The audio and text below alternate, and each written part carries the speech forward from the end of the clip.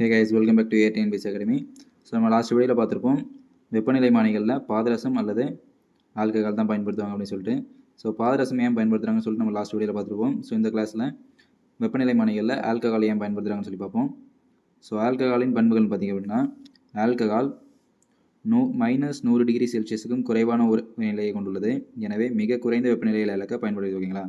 So ஆல்கஹாலுடைய உரைநிலை பார்த்திங்கன்னா -100 degree செல்சியஸுக்கும் குறைவான உரைநிலை. ஓகேங்களா? ஸோ எனவே மிக குறைந்த வெப்பநிலையில் இழக்க ஆல்கஹால் பயன்படுகிறது. மேலும் 1 டிகிரி செல்சியஸ் வெப்பநிலை உயர்விற்கு இதன் விரிவடையும் தன்மை அதிகமாகும். ஓகேங்களா? இதனை அதிக அளவிற்கு வண்ணமூட்ட முடியும். ஆதலால் கண்ணாடி குழாய்க்குள் இத்திரவத்தினை தெளிவாக காண இயலும். ஓகேங்களா? ஸோ இந்தந்த காரணத்துக்காக தான் வெப்பநிலை மானிகளில் ஆல்கஹாலை பயன்படுத்துகிறாங்க. ஸோ இது உங்களுக்கான கொஸ்டின் கைஸ்.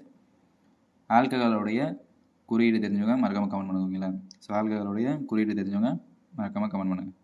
Thank you guys.